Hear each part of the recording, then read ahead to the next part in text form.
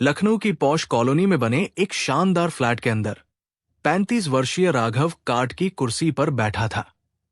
हवा में महंगे इत्र की खुशबू तैर रही थी, लेकिन कमरे में एक अजीब सी खालीपन थी, जैसे धन दौलत सब हो पर सुकून कहीं बाहर ही छूट गया हो। तभी दरवाजे की घंटी बजी। राघव ने फोन को मेज पर रखा और धीमी चाल से दरवाजे की ओर बढ़ा। दरवाजा खोलते ही उसकी सांसें जैसे रुक गई। सामने एक औरत खड़ी थी। सिंपल सी साड़ी, माथे पर हल्का सा सिंदूर, गोद में 2 साल का बच्चा और आंखों में एक पहचानी सी परछाई। संध्या, उसने धीमे से बुदबुदाया। वो वही थी संध्या, जिसे वो 2 साल पहले गुस्से में छोड़ चुका था, जो उस वक्त गर्भवती थी और आज उसके सामने खड़ी थी। एक नौकरानी की तरह संध्या ने नजरें नहीं मिलाई। काम के लिए आई थी, आप ही ने बुलाया था, उसने शांति से कहा, पर उसकी आवाज में कांपती हुई एक दुनिया थी। राघव ने कुछ जवाब नहीं दिया। वो बस खड़ा रहा, ठगा सा, शर्मिंदा और भीतर तक हिला हुआ। संध्या जाने के लिए पलटी, पर तभी राघव के भीतर कुछ टूट गया। वो फर्श पर गिर पड़ा, उसके पैर पकड़ लिए। माफ कर दो संध्या, प्लीज माफ कर दो, मैंने तुम्हें बहुत दुख दिए। पर अब सब बदल गया है। संध्या की आंखों में आंसू आ गए, लेकिन उसने खुद को संभालते हुए कहा, अब कुछ नहीं बचा राघव, सिर्फ एक बेटा है और उसके लिए मुझे मजबूत रहना है। वो बिना पीछे देखे चली गई। 2 साल पहले संध्या और राघव की शादी को बस 1.5 साल ही हुए थे। शुरुआत बहुत प्यारी थी, छोटे छोटे लम्हों में बड़ी खुशी मिलती थी, लेकिन जल्द ही सब बदलने लगा। राघव के ऊपर अपने दोस्तों का बुरा असर पड़ने लगा। नशा, जुआ और आवारागर्दी उसका रोज का हिस्सा बन गया। संध्या, एक पढ़ी लिखी सीधी लड़की, उसे हर रोज समझाने की कोशिश करती, पर राघव हर बार गुस्से में उसे चुप करा देता। मर्द हूं मैं, जैसा चाहूं वैसा जीऊंगा, तुम्हें क्या करना है वो करो। वो एक रात बुरी तरह से चिल्लाया और उसे थप्पड़ भी मार दिया। उस दिन संध्या को पता चल गया था, अब यहां उसकी कोई जगह नहीं बची। लेकिन वो अकेली नहीं थी। उसके अंदर एक जिंदगी पल रही थी, उसका बच्चा। उस रात वो घर छोड़कर निकल गई, बिना कुछ कहे। संध्या ने लखनऊ की एक झुग्गी बस्ती में शरण ली। वो अब एक अकेली औरत थी, पेट में बच्चा और हाथों में मेहनत की आग। धीरे धीरे उसने पास की कॉलोनियों में काम पकड़ना शुरू किया। झाड़ू पोछा, बर्तन, कपड़े। वो हर रोज घंटों काम करती, घर लौटती और अपने बच्चे की बातों में सुकून ढूंढती। जब उसका बेटा आरव पैदा हुआ, तो उसके आसपास की बस्ती की औरतों ने उसका साथ दिया। उन्होंने उसकी डिलीवरी से लेकर देखरेख तक में उसकी मदद की। 6 महीने बाद संध्या ने फिर काम शुरू किया, अब अपने बेटे को गोद में लेकर। मैं झुकूंगी नहीं, मैं अपने बेटे को एक अच्छी जिंदगी दूंगी, चाहे कुछ भी हो जाए। वो रोज खुद से यही कहती। एक दिन उसकी एक सहेली ने बताया, एक नया अमीर आदमी इस कॉलोनी के पास वाले फ्लैट में शिफ्ट हुआ है और उसे एक भरोसेमंद काम वाली चाहिए। तू जाना संध्या, वो कह रहे हैं कि बच्चे को साथ लाना हो तो भी चलेगा। संध्या तैयार हो गई। जब उसने बेल बजाई तो दरवाजा खुलते ही उसकी दुनिया थम गई। राघव, वो सन्न रह गई। राघव ने संध्या को देखा और सोच में पड़ गया। काम करने आई हो, फिर काम क्यों नहीं कर रही? संध्या ने पलट कर देखा। उसकी आंखों में वो सवाल थे जो कभी पूछे नहीं गए थे। तुम्हारे जैसे आदमी के घर में काम करने से बेहतर है मैं भूखी रहूं। राघव ने हंसने की कोशिश की, एक तल्ख हंसी। बेटा लेकर घूम रही हो, ये बताओ इसका बाप कौन है? संध्या की आंखों से आंसू गिर पड़े। मत छुओ उस मासूम को अपनी जुबान से। ये तुम्हारा ही बेटा है, जिसे तुमने पैदा होने से पहले ही ठुकरा दिया था। राघव उस दिन सो नहीं पाया। अब उसे समझ आया कि संध्या क्या थी, क्या कर गई और वो क्या खो चुका था। उसे यकीन नहीं हो रहा था कि जिस औरत को उसने झूठे अहंकार में ठुकरा दिया, वही आज इतने सालों बाद भी सिर ऊंचा रखकर मेहनत कर रही है, अपने और उसके बेटे के लिए। अगले दिन वो उसी बस्ती में गया। संध्या उसे देखकर चौंकी, फिर गुस्से में भर गई। क्या लेने आए हो अब? मेरी जिंदगी से खेल चुके हो, अब और कुछ बाकी है क्या? राघव उसकी झोंपड़ी में घुस आया और आरव के पास जाकर उसके सिर पर हाथ रख दिया। ये मेरा बेटा है ना, मैं अब सिर्फ तुम्हारा नहीं, इसका भी गुनहगार हूं। फिर उसने कसम खाई, इस मासूम की कसम खाकर कहता हूं, मैंने शराब, जुआ सब छोड़ दिया है। मैं बदला हूं संध्या। रिया के चले जाने के बाद राघव के जीवन में सब कुछ जैसे रुक गया था। उसकी आलीशान फ्लैट की दीवारें अब वीरान सी लगती थी। हर कोना उसे उस लड़की की याद दिलाता था जिसे उसने कभी समझा ही नहीं और जिसने बिना किसी शिकायत के सब कुछ सहा। राघव के पास सब कुछ था, पैसे, गाड़ी, बड़ा घर, स्टेटस।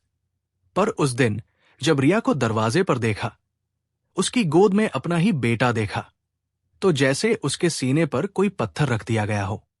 रिया के चेहरे पर उस दिन कोई शिकवा नहीं था, बस एक अनकही पीड़ा थी, और उस पीड़ा ने राघव की आत्मा को झकझोर दिया।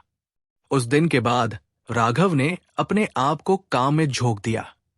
उसने अपने बिजनेस को दिन रात की मेहनत से इस मुकाम पर पहुंचाया था, लेकिन अब हर तरक्की अधूरी लगती थी।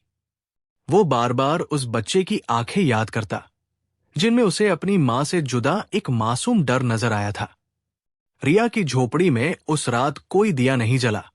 वो बस अपने बेटे को गोद में लिए रोती रही। उसे रोना खुद के लिए नहीं था, बल्कि उस मासूम के लिए था जिसे वो किसी भी कीमत पर एक बेहतर जिंदगी देना चाहती थी। दूसरे दिन राघव खुद चलकर उसकी झोपड़ी में गया, लेकिन रिया ने दरवाजा नहीं खोला।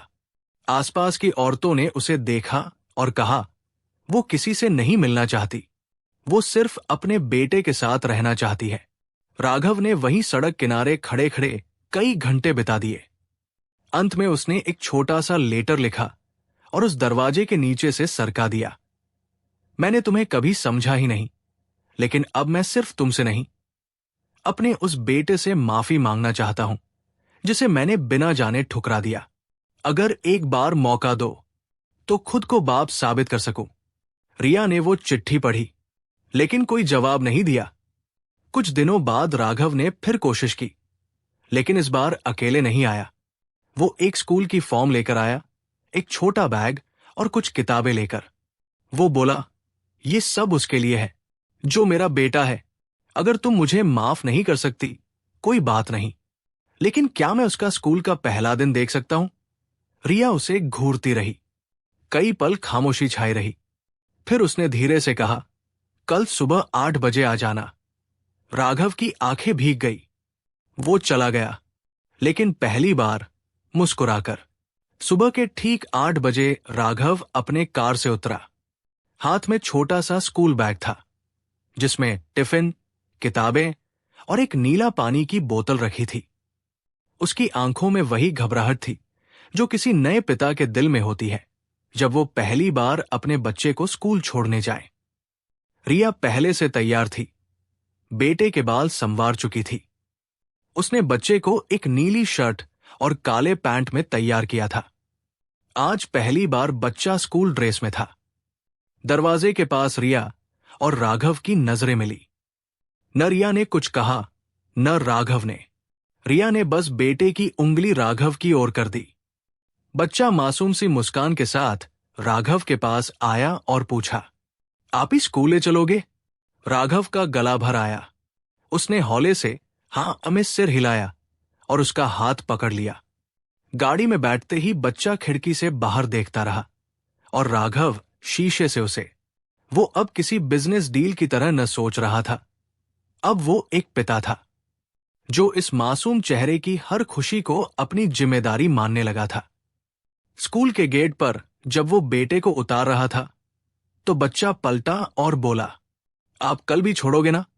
उसने झुककर बेटे का माथा चूमा और कहा, मैं हमेशा छोड़ूंगा बेटा, हमेशा। उस दिन के बाद सब कुछ बदलने लगा। राघव अब रोज शाम को रिया और अपने बेटे के पास जाता। कभी फल लेकर आता, कभी रंग भरने की किताबें। रिया अब पहले की तरह कठोर नहीं थी, लेकिन अब भी सतर्क थी। वो जानती थी कि समय तोलता है हर रिश्ते को।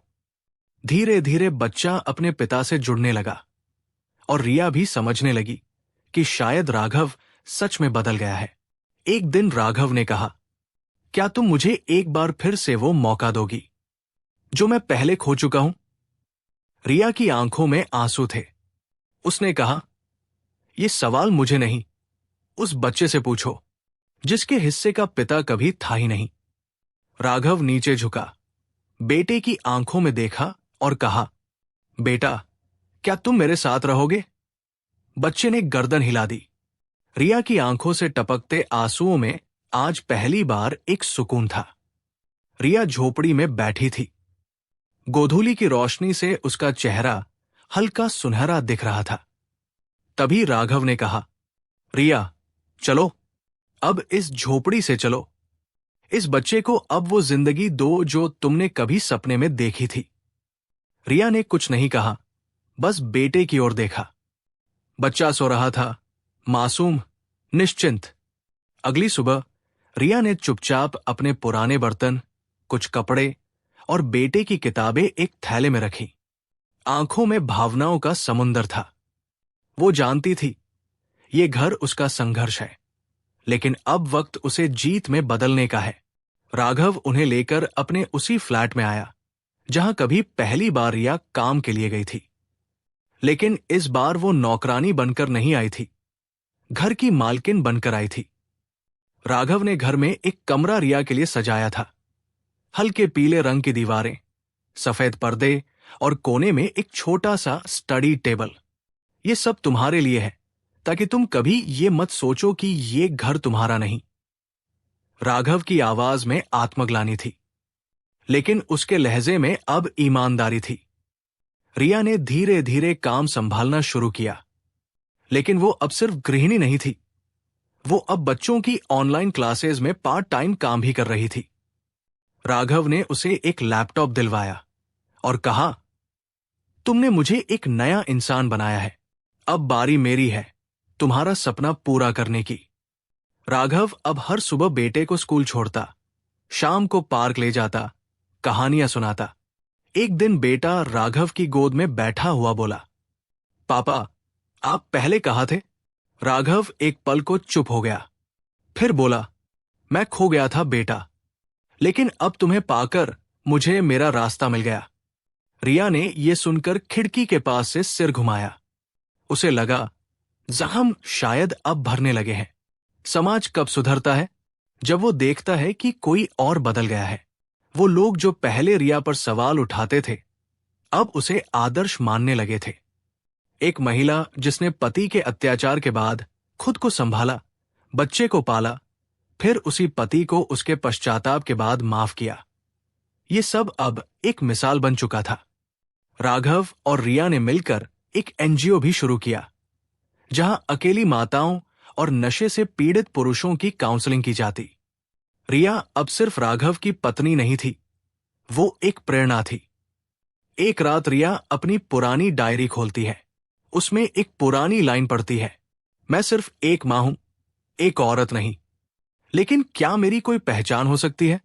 फिर वो आखिरी पन्ने पर लिखती है, आज मैं सिर्फ मां नहीं, सिर्फ औरत नहीं, मैं खुद की पहचान हूं। और उस पहचान को पाने में मेरी ताकत मेरा बच्चा बना, और उसका पिता भी। रिया जानती थी जो दर्द उसने झेला वो उसे तोड़ सकता था, लेकिन उसने टूटने नहीं दिया। उसने अपने बच्चे को पिता से अलग रखा, पर कभी पिता की कमी महसूस नहीं होने दी। और जब वही पिता बदल कर लौटा, तो उसने अपने बच्चे के भविष्य को पिता की छाया सौंप दी। क्योंकि तू नहीं था, पर तेरा साया था। ये सिर्फ किस्से नहीं, ये जिंदगी की असल झलकियां है। सुनिए, महसूस कीजिए। कहानी बाय हिंदी, दिल से। अगर ये कहानी आपके दिल को छू गई हो, तो एक लाइक जरूर कीजिए। इस वीडियो को अपने दोस्तों और परिवार के साथ शेयर कीजिए, क्योंकि हर किसी की जिंदगी में कोई ना कोई कहानी होती है। और हाँ, ऐसे ही सच्चे एहसासों से जुड़ी कहानियां सुनते रहने के लिए चैनल कहानी बाय हिंदी को सब्सक्राइब जरूर कीजिए और अपने शहर का नाम जरूर कमेंट कीजिए। मिलते हैं अगली कहानी में। तब तक याद रखिए, कहानियां सिर्फ सुनी नहीं जाती, महसूस की जाती है।